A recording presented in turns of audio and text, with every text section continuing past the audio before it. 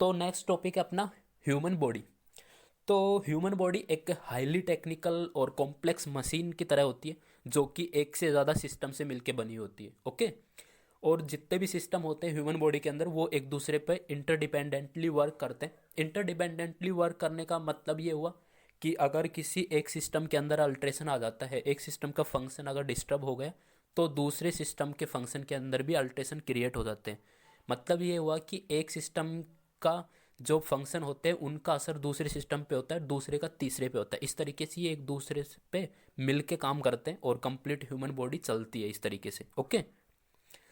अब बात कर लेते हैं मेन चीज़ की, और मेन चीज़ ये है लेवल ऑफ स्ट्रक्चरल कॉम्प्लेक्सिटी। मतलब कि ह्यूमन बॉडी का फॉर्मेशन कितने लेवल के अंदर होता है।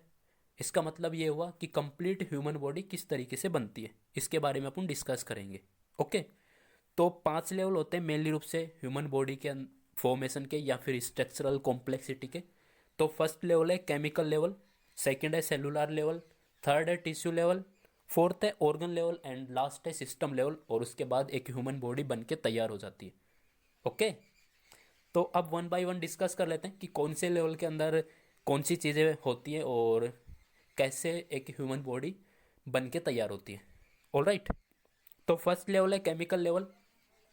तो केमिकल लेवल के अंदर क्या होगा, एटम का फॉर्मेशन होता है। एटम का मतलब होता है परमाणु। ओके।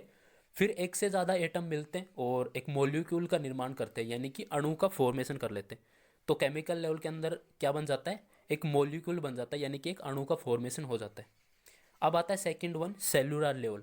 अब जितने भी ये मॉलिक्यूल्स बने हैं, एक से ज़्यादा मॉलिक्यूल्स जुड़ के एक स्ट्रक्चर का फॉर्मेशन करते हैं, जिसे क्या बोलते हैं अपन, सेल बोलते हैं। ओके। जो सबसे स्मॉलेस्ट यूनिट ऑफ बॉडी क्या है, सेल होती है। ओके। नेक्स्ट आता है थर्ड लेवल। थर्ड लेवल अपना टिश्यू लेवल। अब जैसे ही सेल बन चुकी है बॉडी के अंदर, तो एक से ज़्यादा सेल क्या होंगी, कंबाइंड हो जाती है, जुड़ जाती है। और किसका फॉर्मेशन कर लेती है, टिश्यू का फॉर्मेशन कर लेती है, मसल्स का फॉर्मेशन कर लेती है। ओके। मसल्स एक टाइप का टिश्यू ही है। ओके। फिर आता है नेक्स्ट लेवल, फोर्थ लेवल, वो है ऑर्गन लेवल। इसके अंदर क्या होगा, जैसे ही बॉडी के अंदर टिश्यू मसल्स का फॉर्मेशन हो चुका है, तो ये अलग अलग टाइप के, डिफरेंट डिफरेंट टाइप के या सेम टाइप के एक से ज़्यादा टिश्यू मिलके एक स्ट्रक्चर का फॉर्मेशन करते हैं, यानी कि एक ऑर्गन का फॉर्मेशन करते हैं। ओके। फिर लास्ट वन आता है सिस्टम लेवल। सिस्टम लेवल के अंदर क्या होगा, अब ऑर्गन बन चुके हैं कंप्लीट, तो एक से ज़्यादा ऑर्गन जुड़ेंगे और एक सिस्टम का फॉर्मेशन कर लेंगे। लेट सपोज कि डाइजेस्टिव सिस्टम है, तो उसके अंदर क्या होता है, माउथ होता है, फेरिंग्स होता है, इसोफेगस होता है, स्टोमक होता है, इंटेस्टाइन होती है, रेक्टम होता है और एनस होता है। तो ये सारे ऑर्गन मिलके डाइजेस्टिव सिस्टम का फॉर्मेशन करते हैं, जुड़ जाते हैं और एक सिस्टम बना लेते हैं। इसे क्या बोल देते हैं, डाइजेस्टिव सिस्टम बोल देते हैं। और इसी तरीके से बॉडी के अंदर अलग अलग टाइप के सिस्टम का फॉर्मेशन हो जाता है।